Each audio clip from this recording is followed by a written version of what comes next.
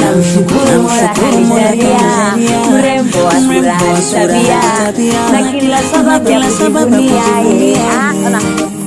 Yani kila kona umetimia, napenda manukato ukinukia, ukiniguza na nazimia yeye.